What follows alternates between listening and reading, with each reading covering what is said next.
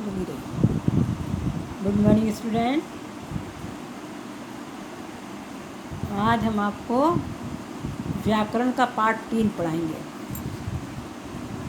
कल हमने आपको सुनहरी धूप का पार्ट 3 पूरा किया। अब हम व्याकरण का पार्ट 3 पूरा शुरू करेंगे। आज रीडिंग करेंगे और जितना हो पाएगा आज करेंगे, फिर नेक्स्ट पीरियड में करेंगे। तो आज का पार्ट 3 है शब्द संरचना। शब्द संरचना ना, आपने वर्णमाला में स्वर व व्यंजनों का अध्ययन किया और यह जाना कि व्यंजनों के साथ स्वरों की ध्वनियाँ मात्रा के रूप में लगाकर शब्द बनाए जाते हैं, है ना। क्या जाना?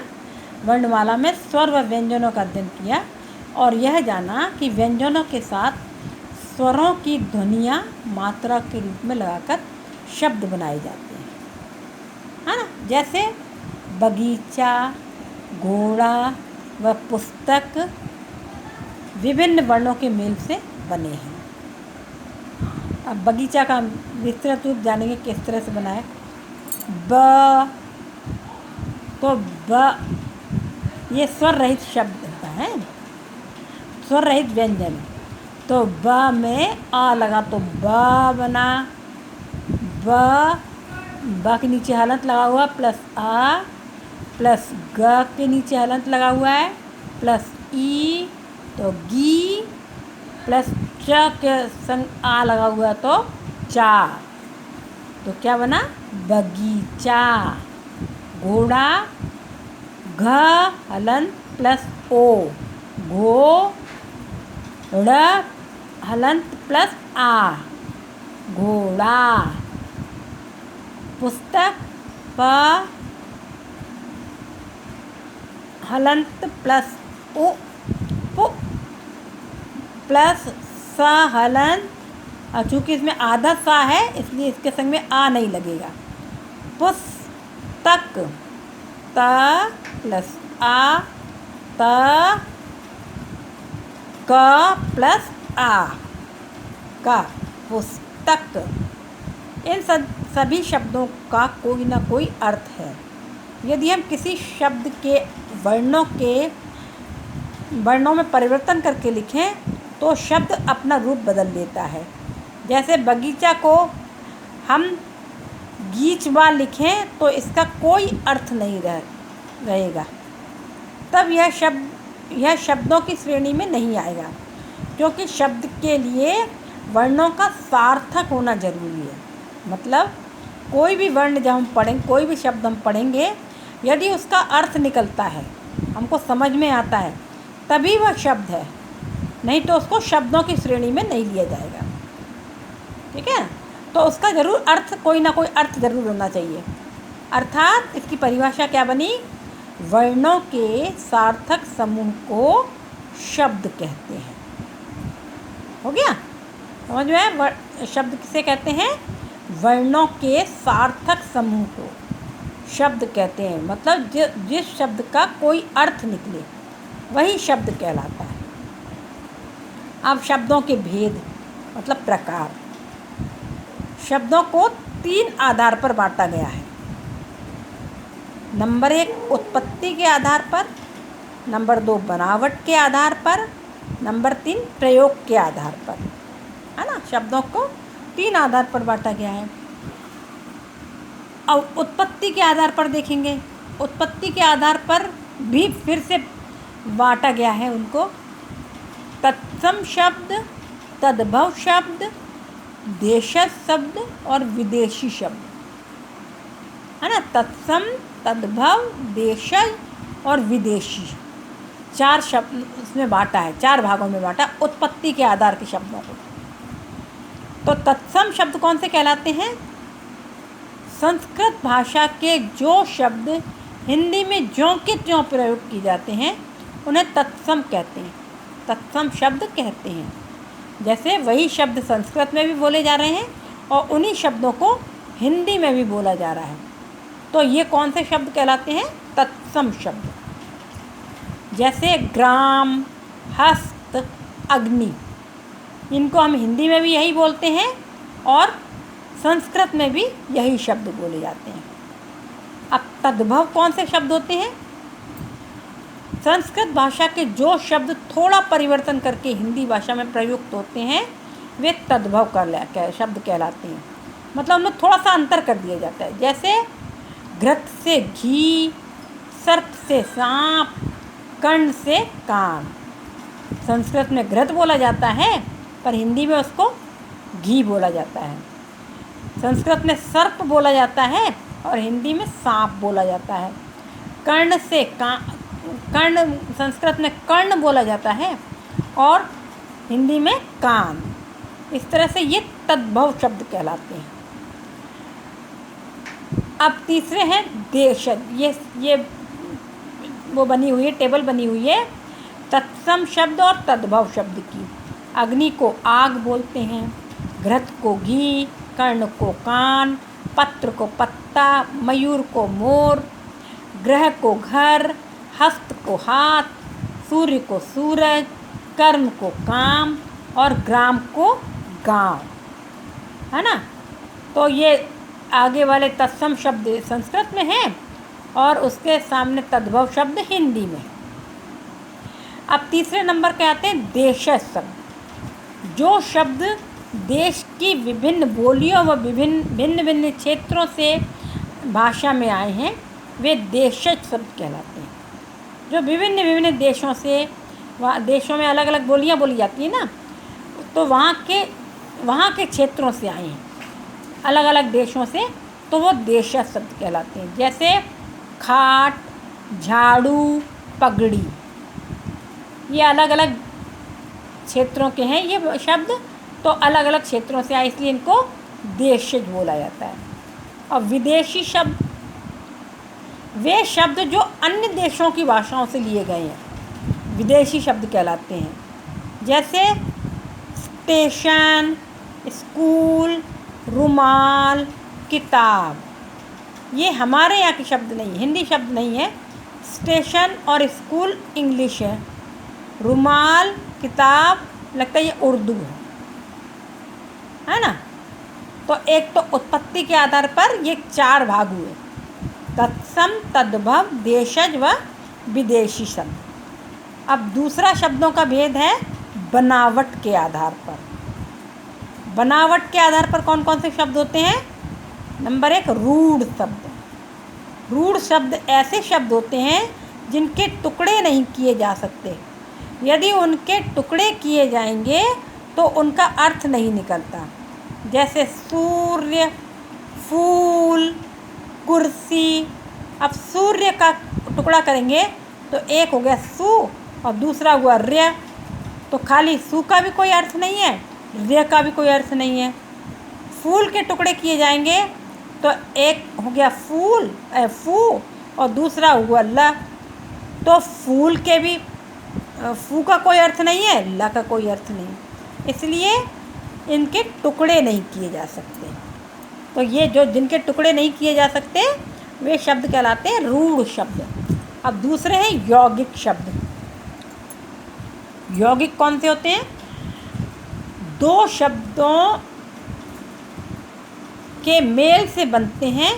यदि यौगिक शब्दों के खंड किए जाएं तो प्रत्येक खंड का कोई ना कोई अर्थ निकलता है।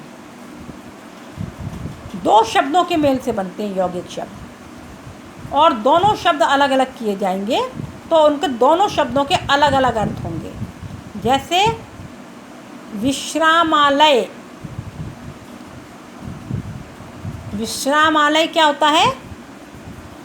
तो विश्राम को अलग कर दिया जाए, आलय को अलग कर दिया जाए तो क्या होगा? विश्राम माने आराम और आलय मतलब घर। तो विश्राम का भी अर्थ निकला और आलय का भी अर्थ निकला। इसी तरह से शयन कक्ष। शयन कक्ष के जब टुकड़े किए गए तो शयन अलग हो गया, कक्ष अलग हो गया। तो शयन मीन्स सोना और कक्ष माने कमरा, मतलब सोने का कमरा।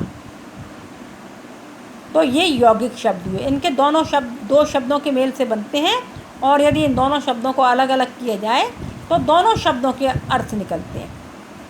अब तीसरा है योग रूढ़ शब्द।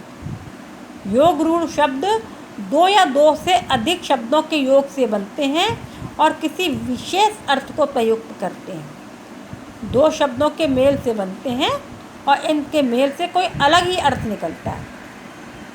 जैसे हिमालय, हिम प्लस आलय, मतलब हिम का घर। इसी तरह से जलज, जल प्लस ज, मतलब जल में उत्पन्न। जलज क्या होता है जल में उत्पन्न? कमल। तो कमल को क्या बोलते हैं हम? जलद। अब तीसरा हुआ, एक तो उत्पत्ति के आधार पर हो गया, एक हुआ बनावट के आधार पर। अब तीसरा होगा शब्दों का प्रकार। तीसरा प्रकार कौन सा है? प्रयोग के आधार पर। प्रयोग के आधार पर कौन कौन से होते हैं? विकारी शब्द और अविकारी शब्द। तो विकारी शब्द कौन सा है? जिन शब्दों में लिंग, वचन अथवा काल के कारण परिवर्तन आ जाता है वे विकारी शब्द कहलाते हैं। जिन शब्दों में लिंग, वचन अथवा काल के कारण परिवर्तन आ जाता है वे विकारी शब्द कहलाते हैं। संज्ञा, सर्वनाम, क्रिया और विशेषण विकारी शब्द हैं। संज्ञा, सर्वनाम, क्रिया और विशेषण ये क्या हैं? विकारी शब्द। अब अविकारी शब्द कौन से हैं? जिन शब्दों में लिंग, वचन अथवा काल के आधार पर कभी भी परिवर्तन नहीं होता वे अविकारी शब्द कहलाते हैं। विकारी में तो परिवर्तन होता है, लेकिन अविकारी में लिंग, वचन, काल के आधार पर कोई परिवर्तन नहीं होता, वे अविकारी शब्द कहलाते हैं। क्रिया विशेषण, संबंध बोधक, समुच्चय बोधक एवं विस्मयादि बोधक अविकारी शब्द हैं। ये अविकारी शब्द हैं कौन कौन से? क्रिया विशेषण, संबंध बोधक, समुच्चय बोधक और विस्मयादि बोधक। ये अब आपका पाठ पूरा हुआ। अब क्या करेंगे हम? देखते हैं कि आपने क्या सीखा। हाँ, अभी हमने पढ़ाया सब शब्दों के प्रकार बताए। एक तो उत्पत्ति के आधार पर, एक बनावट के आधार पर और एक प्रयोग के आधार पर। तीन प्रकार से शब्दों के तीन प्रकार से बंटवारा होता है। ठीक है, देखें आपने क्या सीखा। अब हम ये पढ़ेंगे। निम्न में से सार्थक व निरर्थक शब्दों को अलग कीजिए। मत इनमें से देखना है, जो जो सार्थक शब्द हैं उन पे गोला लगा देना है और निरर्थक शब्दों को ऐसे ही छोड़ देना है, तो ये अलग हो जाएंगे। तो सार्थक शब्द क्या है? किताब। किताब का तो अर्थ निकल रहा है ना, तो किताब में गोला लगा लो। वोटी तो अलग है, वोटी का कोई अर्थ नहीं है, तो छोड़ दो इसको। दौड़ना, गोला लगा लो इसमें। वोड़ना कुछ नहीं है, इसको छोड़ दो। किताब में गोला लगाना है, दौड़ना में गोला लगाना है, सब्जी में गोला लगाना है, ये सार्थक शब्द है। विताब कुछ नहीं होता, इसको छोड़ दो। शरबत में गोला लगाना है, रोटी में गोला लगाना है, रोटी का भी अर्थ है, शरबत का भी अर्थ है। और बरबत और बब्जी कुछ नहीं, तो इनको छोड़ देना। तो सार्थक शब्द कौन कौन से हुए? किताब, दौड़ना, सब्जी, शरबत और रोटी। इन शब्दों में गोला लगा देना है और खाली कौन सा छोड़ना है? वोटी, वोड़ना, विताब, बरबत, वब्जी। मतलब इनके कोई अर्थ नहीं है, ये निरर्थक शब्द है ना। अब ये सार्थक निरर्थक यहाँ गोला लगा लो या और यहाँ पर लिख लो। जो जो सार्थक शब्द हैं वो ऊपर लिख देना यहाँ, और निरर्थक शब्द नीचे लिख देना। ये होमवर्क है आप लोगों का। अब निम्न तत्सम शब्दों को तद्भव शब्दों में परिवर्तित कीजिए। तत्सम शब्द हैं उनको तद्भव में परिवर्तित करना है। चंद्र को हिंदी में क्या बोलते हैं? चांद। पत्र को चिट्ठी। अग्नि को आग। मयूर को मोर। जो शब्द संस्कृत भाषा से हिंदी भाषा में परिवर्तित किए जाते हैं वो तद्भव शब्द कहलाते हैं ना। तो संस्कृत में तत्सम शब्द क्या है? चंद्र। और तद्भव क्या हुआ? चांद। हिंदी में पत्र, संस्कृत में पत्र है और हिंदी में चिट्ठी। इस तरह से अग्नि हिंदी में, संस्कृत में अग्नि है और हिंदी में आग। संस्कृत में मयूर है और हिंदी में मोर। तो ये हो गए आपके तत्सम से तद्भव में परिवर्तित।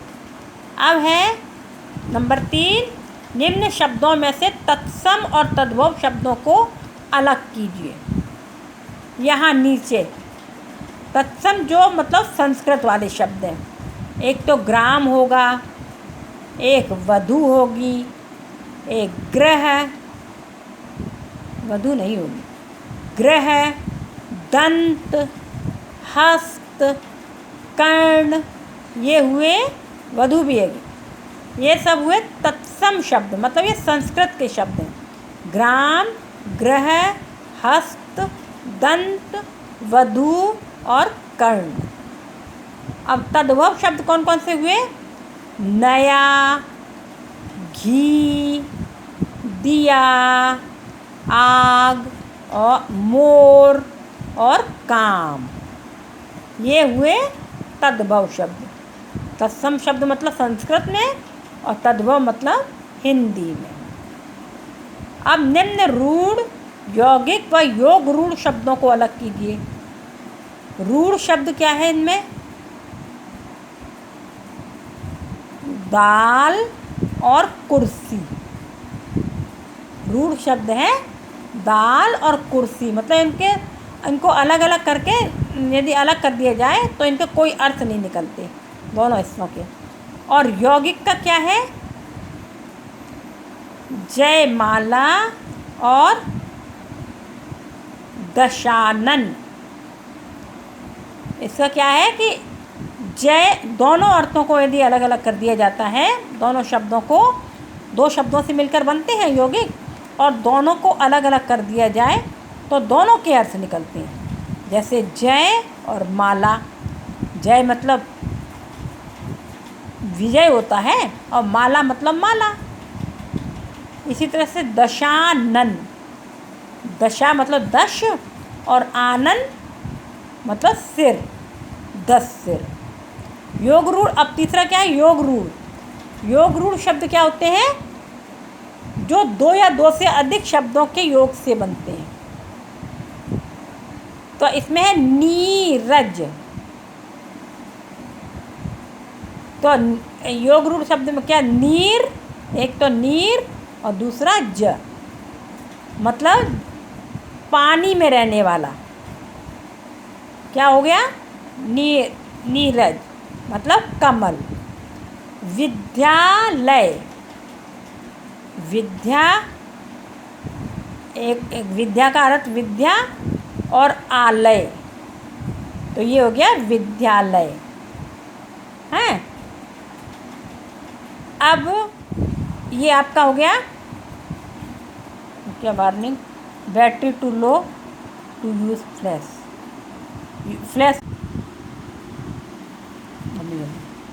हाँ, तो ये इनमें से अब नंबर 4 में है रूढ़, यौगिक व योग रूढ़ शब्दों को अलग अलग कीजिए। कुर्सी, जयमाला, नीरज, दाल, विद्यालय, दशानन। अभी किया था हम। हाँ, रूढ़ में क्या होगा? दाल और कुर्सी। ना दा का कोई अर्थ है ना ला का कोई अर्थ है, अलग अलग। कुर्सी में भी अलग अलग शब्दों का, उनका वर्णों का अर्थ नहीं रह जाएगा। यौगिक में जय माला दोनों का अर्थ है, 10 आनंद दोनों का अर्थ है। और योग रूढ़ में नीरज,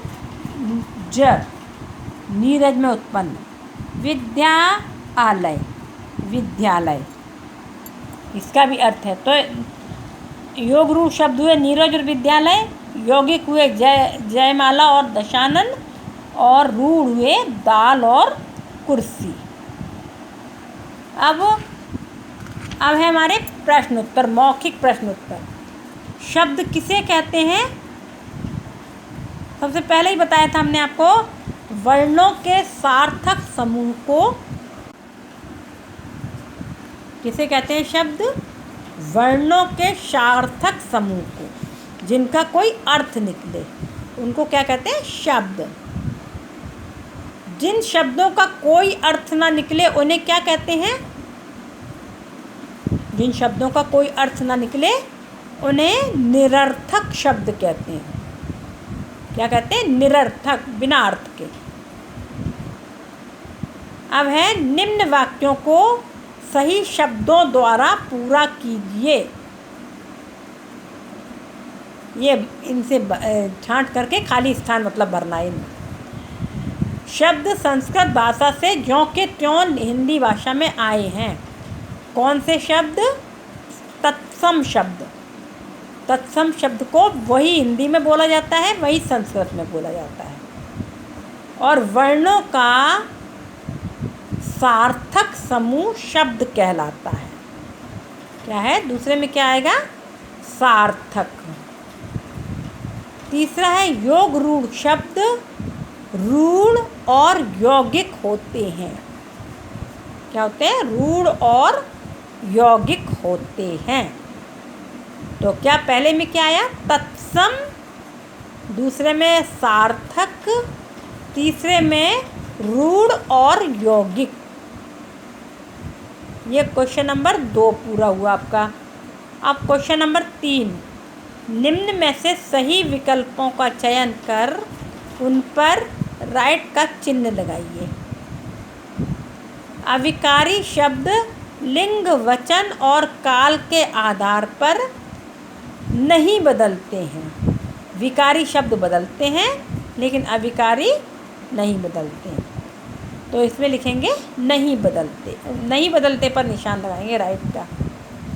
अब दूसरा है, यौगिक शब्द 2 शब्दों के योग से बनते हैं, रूढ़ होते हैं, टुकड़ों में नहीं बंटते। 2 शब्दों के योग से बनते हैं तो वो क्या कहलाते हैं? यौगिक। तो का में निशान लगाएंगे। अब तीसरा है, संस्कृत भाषा में थोड़ा परिवर्तन होकर हिंदी भाषा में प्रयुक्त होते हैं। कौन से शब्द? तत्सम, देशज, तद्भव। कौन से शब्द? तद्भव शब्द। क्योंकि तत्सम शब्द तो ज्यों के त्यों जैसे संस्कृत में होते हैं वैसे ही हिंदी में भी होते हैं, लेकिन तद्भव शब्द थोड़ा सा बदल करके फिर हिंदी में आते हैं। इस तरह से ये आपका पाठ पूरा हुआ। अब आपको होमवर्क क्या करना है? ये मौखिक प्रश्नोत्तर लिखना है। शब्द किसे कहते हैं, और ये दूसरा वाला 2 प्रश्न, जिन शब्दों का कोई अर्थ ना हो उन्हें क्या कहते हैं। कॉपी में केवल प्रश्न उत्तर लिखना है आप लोगों को, और बाकी ये बुक फिल करना है। नंबर दूसरा वाला भी फिल करना है, नंबर 3 भी फिल करना है इसी में, बुक में ही। केवल कॉपी में केवल हम लोग लिखेंगे क्वेश्चन आंसर, और इधर से ये भी फिल करना है। ये इसका आप देखें आपने क्या सीखा का, निम्न शब्दों, सार्थक और निरर्थक शब्दों को अलग अलग करके यहाँ पर लिखना है। ये होमवर्क है आप लोगों का, ठीक है। और उसके बाद फिर तत्सम शब्दों और तद्भव शब्दों को परिवर्तित कीजिए। ये भी आपका होमवर्क है, पर बुक में ही करना है और बुक ही चेक कराना है हमको। और निम्न में से तत्सम और तद्भव शब्दों को अलग अलग कीजिए, है ना। तत्सम शब्द तो ज्यों के त्यों संस्कृत और हिंदी में लिखे जाते हैं, और तद्भव शब्द में अंतर आ जाता है, तो उनको आपको छांट करके लिखना है। अभी हमने बताया है, ये होमवर्क है। और नंबर 4 में ये जो टेबल दी गई है, इन शब्दों में इस टेबल में भरना है रूढ़ कौन से शब्द हैं, यौगिक शब्द कौन से हैं और योग रूढ़ शब्द कौन से हैं। ये आपको बुक में ही करना है और वो करना है, ये क्वेश्चन आंसर करना है, प्रश्न मौखिक प्रश्न उत्तर कॉपी में करना है और एक खाली स्थान केवल बुक में फिल करना है और सही विकल्प भी बुक में ही फिल करना है ना। कॉपी में प्रॉपर डे और डेट मेंशन करना, पाठ का नाम डालना, पाठ का नंबर डालना और उसके बाद करना है। ठीक है, ये हो गया होमवर्क। ओके, अब आपका पीरियड फिनिश हुआ। अब मंडे को नहीं, ट्यूसडे को है ना नेक्स्ट पीरियड। अब ट्यूसडे को हम सुनहरी धूप पढ़ाएंगे, तो सुनहरी धूप की नेक्स्ट लेसन की तैयारी करके। Okay, good day.